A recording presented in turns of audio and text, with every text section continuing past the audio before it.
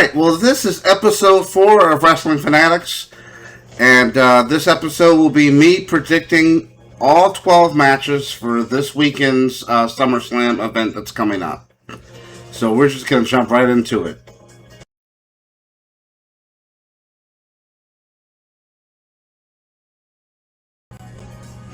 Alright, so these are all the matches for night 1. I'm going to start with Fatal Influence taking on Paige and the Bella Twins in a 6 women's tag team match. At Saturday Night Main Events, Fatal Influence took the tag team championships away from Brie and Paige. So I guess this is kind of the match that they're going to have now. Nikki Bella returned on the SmackDown following Saturday Night Main Events, I do believe. So that's how we have gotten to this 6-woman tag team match. I am recording this before SmackDown, but I don't think anything on SmackDown is going to happen that would change my opinion of who I think is going to win. And I do believe that Fatal Influence is going to win this match. I think JC Jane is already has her sights set on the Women's United States Championship. And I think the best way to keep her looking strong and keep the group looking strong is for that team, Fatal Influence, to go over. There's no reason to essentially pin your tag team champions after they just won them. So my official prediction is Fatal Influence over.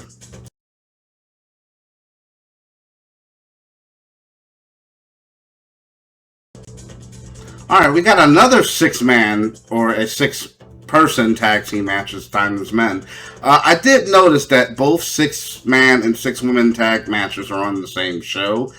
I personally wouldn't have done that. I would have just separated that, but it is what it is. So the Bloodline, which is Jacob Fatu and the Usos are going to be taking on LA Knight, Solo Sikoa, and Royce Keys. My prediction is that the Bloodline is going to win due to Solo Sikoa turning on LA Knight and Royce Keys and eventually siding back with the Bloodline.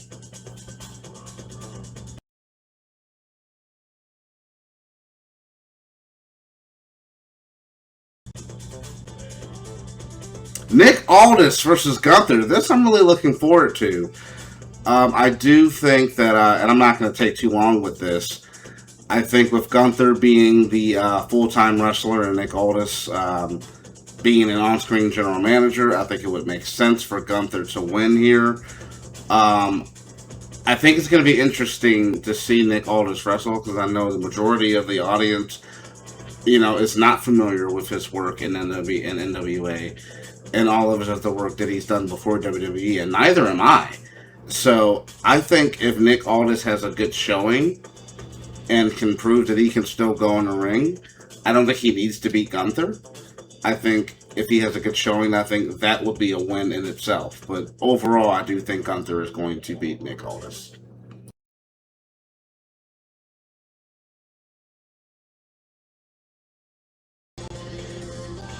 Liv Morgan versus Io Sky for the Women's World Championship. Well, I mean, we still saw on Raw in that horrible segment, which I'm not even going to get into that. If you watch Raw, you know. Danhausen still has the curse on the Judgment Day. So does that mean Liv is going to lose? Possibly.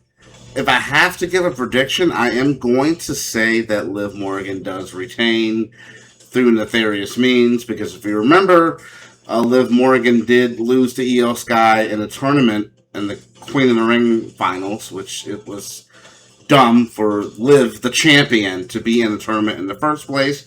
But if you watch my King of the Ring video, you already know how I felt about that, and I'm not going to rant about that again. So that being said, I do think Liv retains.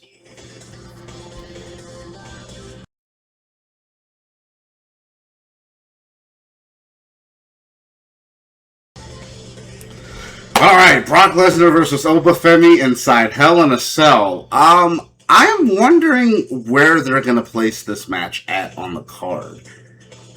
Because, I mean, obviously Punk and Cody is going to be the main event, so maybe they put this match on ESPN for free on the first hour, possibly. I'm not sure. I will say that segment that they had this Monday night on Raw was so stupid. That was just such a waste of time. As a matter of fact, last Monday's Raw was pretty bad in general. I don't want to spend this video really ragging on how bad Raw was, but I will say that that segment with Brock and Oba was just pointless. There was no reason. They had the Hell in a Cell there to have a weigh-in. Which, why do you need the cell for that? Number one, if you're going to do a weigh-in. You know, Adam Pearce was in the ring, Triple H was in the ring, Oba did the weigh-in, he got on the scale. Then Brock came out and locked Oba in the cell and basically just taunted him. And Paul Heyman announced that Brock had done his weigh-in backstage. The whole thing was a waste of time. You didn't need the cell. Like, there was no point in having the Hell in a Cell there at all. I mean, I guess I understand you want to whet everyone's appetite, but it was just a waste of time. You could have just done a weigh-in. Just had the scale, did the weigh-in. I don't know. I will say that segment did not get me. It didn't make me more excited than I already am for this match. You know, they're both 1-1. Of course, Oba beat Brock at WrestleMania, which I successfully predicted it would happen in under 5 minutes. So, yay me for that. And then, of course, Clash in Italy, Brock would get his win back. So they're 1-1. My official prediction is that Oba wins, and I am hoping that when Oba wins this Saturday at SummerSlam, that he's then able to go back and use his championship opportunity that he earned by winning the King of the Ring, because that was the point of the tournament. And I don't like that they had his character basically say, "Oh, well, the title will always be there." Like, I understand that Brock is more important, but I almost would have rather have Oba been screwed out of the King of the Ring by Brock Lesnar to give this Hell in a Cell match even more fuel than to just have Oba win King of the Ring and then just give up his title match. So hopefully, I think the next PLE is Money in the Bank. Hopefully, we get Oba Femi in a world title match at Money in the Bank. That's what I'm hoping for. And if that is the route you're going to go, then you want to keep Oba looking strong, and you want to have Oba defeat and conquer Brock Lesnar inside Hell in a Cell.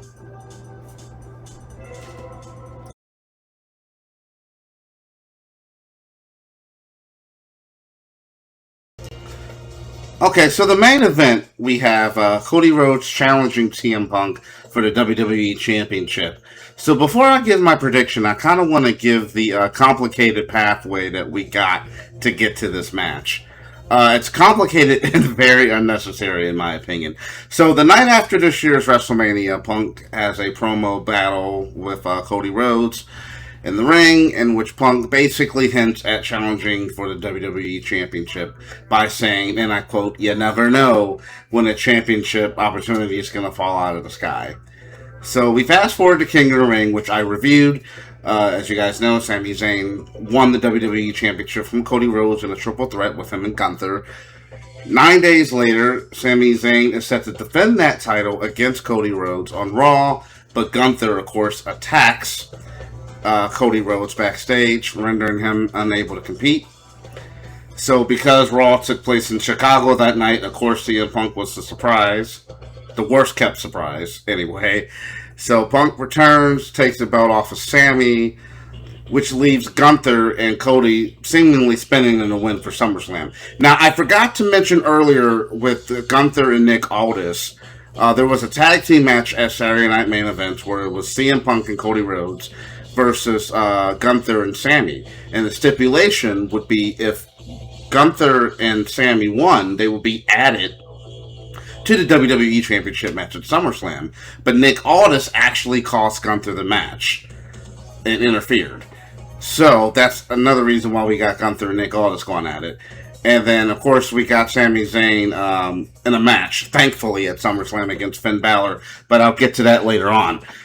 So there's not really much of a story here between Punk and Cody, but it's two big names that have not met in WWE to my knowledge, especially since they both came back or came from AEW. So My official prediction, and this is going to be interesting because I am predicting Punk to win, but there are two outcomes that I have for that. So, outcome number one, Punk wins clean. Cody turns heel at the end of the match, or maybe kicks him in the balls or something like that. We get a Cody heel turn, and we get a heel Cody chasing a babyface CM Punk. That's the first outcome. My second outcome would be Randy Orton returning and costing Cody Rhodes the match, keeping Cody Rhodes a babyface. That way you can have Randy Orton and Cody Rhodes pair off and finish their feud that doesn't really need the title in the first place, and then you can give CM Punk some fresh challenges. But either way, I got CM Punk winning.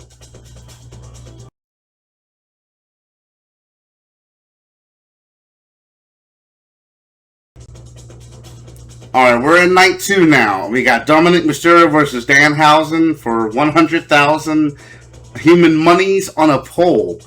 Is Vince Russo back in this bitch or what? What's going on? We got a pole match. But anyway, I'm just expecting chicanery. I'm expecting complete and utter nonsense. I just want to be sports entertained. That's all. I want to see the little people, the mini Housens. I want to see every member of Judgment Day get involved.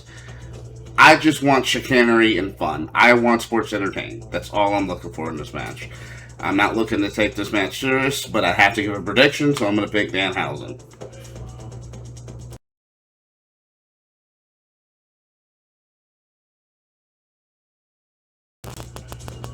Okay. Penta defends the defending Intercontinental Champion defends against Chad Gable.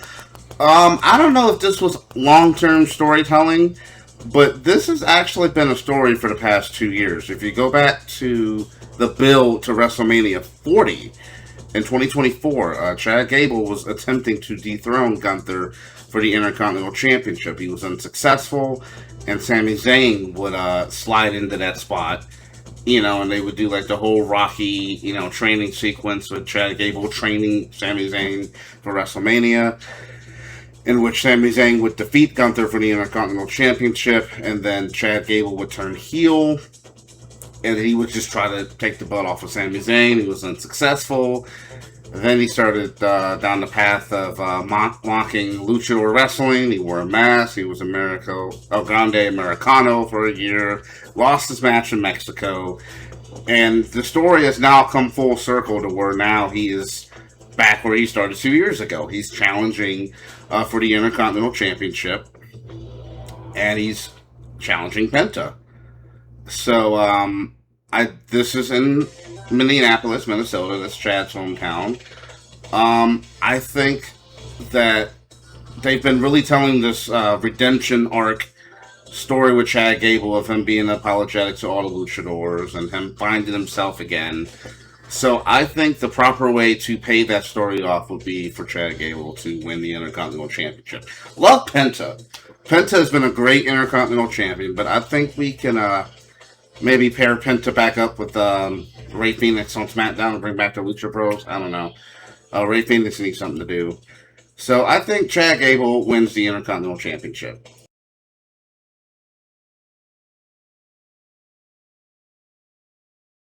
Alright, so we have a ladder match.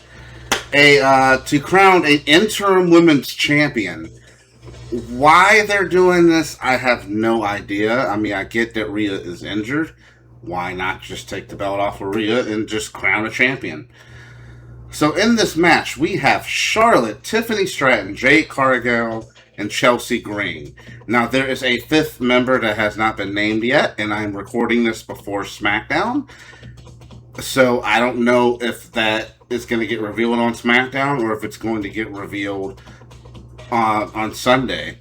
So first, I want to predict who that fifth person is. I think that fifth person is going to be AJ Lee. And I think AJ Lee is going to win the belt. So that's if it's AJ Lee. If it's not AJ Lee, and then I don't know who it's going to be, but if not AJ Lee, I'm begrudgingly, I'm begrudgingly picking Charlotte. I am. I got a weird feeling it's going to be Charlotte Flair. And I really don't want that because Charlotte does not need to be in the title picture. But then when I think about it, Tiffany Stratton is the U.S. champion, so she's probably not going to win. Jade Cargill could be a contender, but I'm just thinking of what the money match for Rhea would be. And as much as I think Jade and Rhea would be good, I think that the money match, I have to admit, would be Charlotte and Rhea. So my prediction is kind of split, and it's kind of depending on whether AJ Lee is the fifth woman in this match or not. So if it's AJ Lee, it's the fifth woman, then AJ Lee. If not, then Charlotte Flair.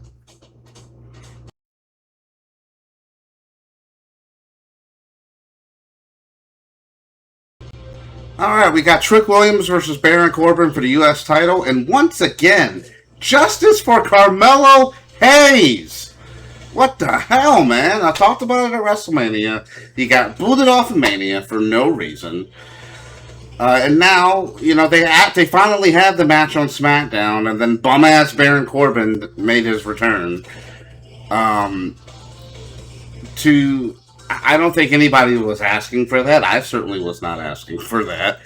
I am not a Baron Corbin fan. I do think Carmelo Hayes should be in the spot, but it is what it is. Corbin just returned to the company.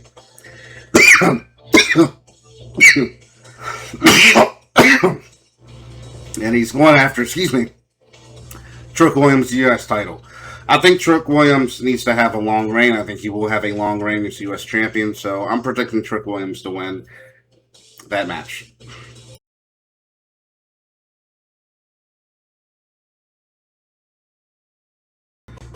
Okay, so I mentioned it earlier with Sami Zayn being in the number one contenders match. He's going to be facing Finn Balor. Finn Balor won a fatal four-way match on SmackDown to basically earn the right to face Sami Zayn.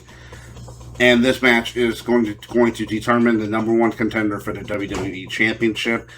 I am definitely predicting this match to be a show stealer, or it's going to steal SummerSlam for both nights. I think this is going to be match of the weekend for sure, and I am really looking forward to it. You have two incredible workers going at it. It's going to be fire, and I am predicting Finn Balor to win. To further send Sami Zayn into madness. I like to see crazy Sami Zayn. So I'm going to pick Finn Balor to win. And that's my prediction for that match.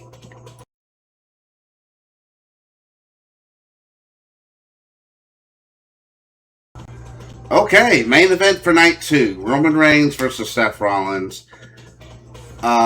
Everyone knows the history. They've been really doing these episodic clips on Raw every week. The history of Roman Reigns and Seth Rollins. And Seth Rollins has always gotten the better of Roman Reigns. And Roman Reigns has never beaten Seth Rollins when it counts. So I think the proper way to tell this story would be to have Roman Reigns retain the World Heavyweight Championship and finally, decisively beat Seth Rollins. And then I honestly think that Seth Rollins needs to go away and let the WWE Universe kind of miss him. Maybe have him return at the Rumble or something like that.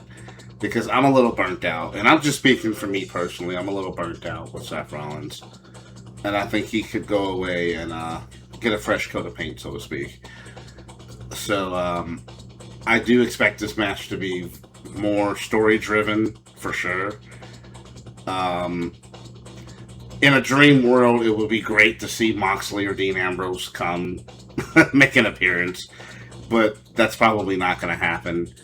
But that's just the weird thing if you're telling a story of the Shield. And if you notice in those video package, they are just dancing around Moxley. And it's kind of funny to watch.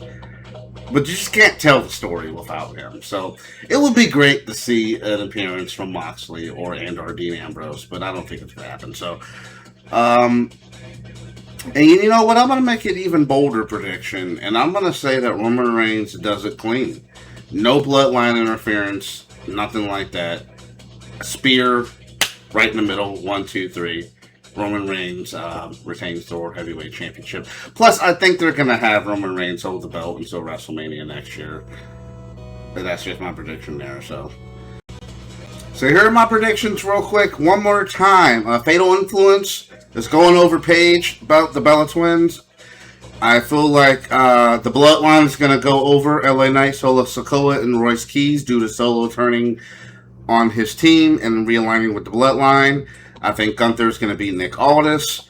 I'm picking Liv Morgan to retain her title against Io Sky. I got Obafemi going over Brock inside Hell in a Cell. And I have got CM Punk retaining his championship via either Orton interference or clean, and then Cody turning heel at the end.